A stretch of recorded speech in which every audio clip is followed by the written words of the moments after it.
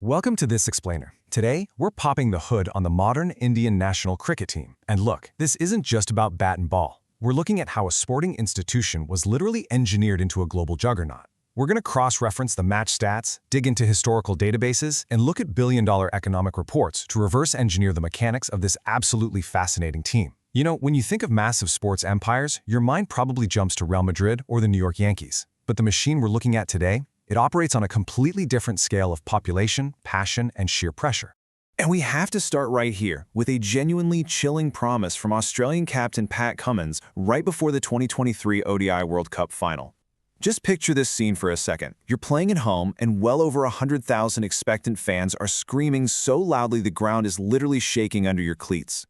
Cummins knew the ultimate weapon against India wasn't just his fast bowling, right? It was the psychological warfare of silencing that absolute sea of blue. It's a quote that perfectly frames the pressure cooker crucible that modern Indian cricket operates in, because for them, it's never just a game. It is a national heartbeat. Okay, so here is our agenda for today. 1. The 2023 World Cup run. 2. India's ODI track record. 3. The billion-dollar IPL engine. 4. Fitness and winning strategies. And 5. The next generation. Let's get right into it. Kicking things off with Section 1, the 2023 World Cup run, dominance and heartbreak. Heading into that final match, this Indian team wasn't just beating opponents. They were head and shoulders above the rest, absolutely decimating teams with a ruthlessness we honestly rarely see on the global stage. It was just a total masterclass. Just think about the sheer scale of individual brilliance it takes to hit 765 runs. In merely 11 matches, Virat Kohli turned into an absolute unstoppable run machine. To really put that into perspective, he shattered the record for the most runs scored by any cricketer in a single edition in the entire history of the World Cup. He was just operating on this entirely different plane of focus and technical perfection, leaving the best bowlers in the world completely out of answers, all while absorbing this massive physical toll match after grueling match. And the thing is, he didn't just quietly accumulate those runs. He delivered these massive, iconic moments while carrying the literal weight of 1.4 billion expectations on his shoulders. During the tournament, he actually notched his 50th ODI century, breaking the all-time record. And the moment he did it, at Wankhede Stadium, he took off his helmet and bowed to the legendary Sachin Tendulkar up in the stands. It's an image that is forever etched into cricket history now, perfectly bridging the gap between two completely distinct eras of Indian greatness. Now flip over to the bowling side and the numbers are just as absurd. 24 wickets. And you know what the craziest part is? Fast bowler Mohammad Shami didn't even make the starting 11 for the first few matches. It was literally just a twist of fate, a super unfortunate ankle injury to Hardik Pandya that even opened the door. Shami comes in completely cold and just proceeds to tear through the world's best batting lineups. He ends up with a tournament-leading 24 wickets in just 7 matches. That includes an absolutely breathtaking 7-wicket haul in the semi-final. Unbelievable. But the glue holding all this wild individual brilliance together was Captain Rohit Sharma. You see, in a sporting culture that has historically worshipped individual milestones, Sharma did something pretty radical. He became completely selfless. He took it upon himself to set this highly aggressive tone right at the top of the order, prioritizing violent, rapid run scoring over his own personal stats.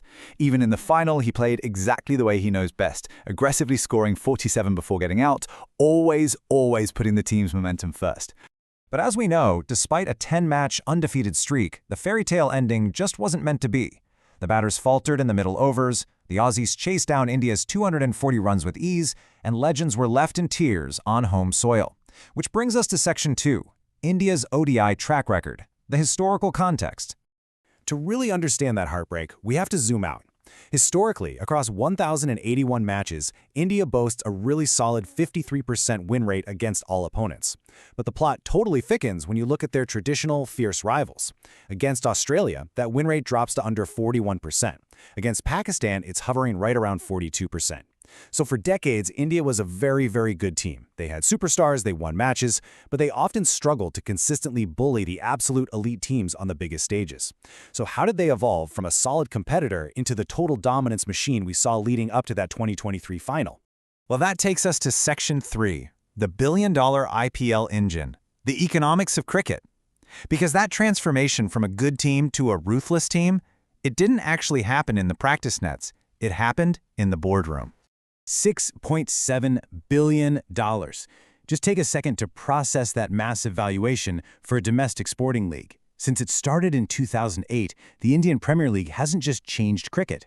It has completely revolutionized global sports economics. It essentially created this massive financial gravitational pull that draws the entire cricketing world to India for 2 months every single year. And this ridiculous wealth cascaded way, way beyond the pitch. We're talking massive job creation across all sorts of sectors, the rapid development of cutting-edge stadiums and academies, and a massive boom in domestic tourism. But most importantly, it changed the entire career trajectory of a cricketer in India. It took it from a passion project that might hopefully pay the bills to a highly lucrative elite profession.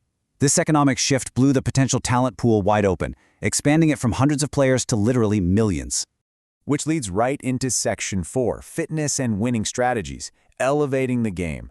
Because the real question here is, how does a $6.7 billion boardroom valuation actually translate into a bowler bowling faster or a batter hitting harder out there on the international stage? Think of the evolution kind of like this. Before the IPL, young domestic players lived in a bit of a silo, right? They had limited exposure to absolute global standards.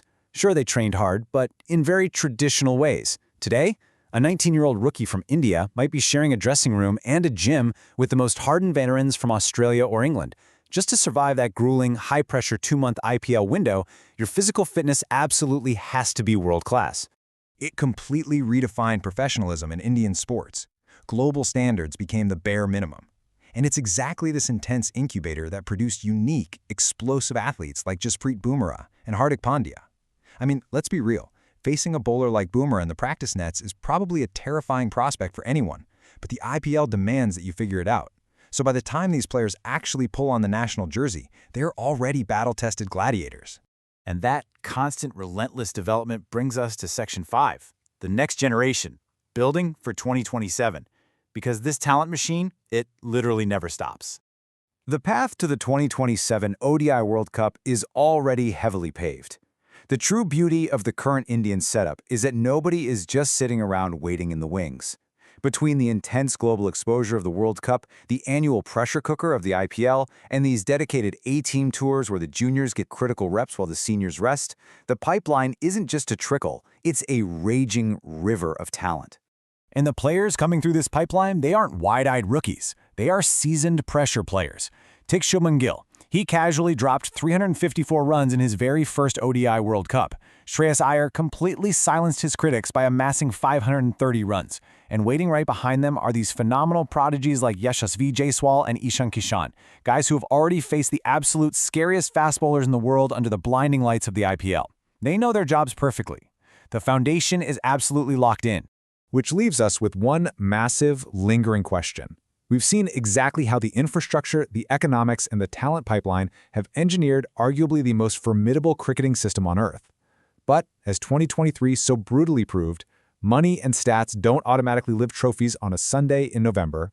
So with this billion-dollar machine fully operational, can this new generation of battle-tested stars finally overcome the ghosts of history to secure the ultimate prize in 2027? Thank you so much for joining me for this explainer, and we will catch you next time. Welcome to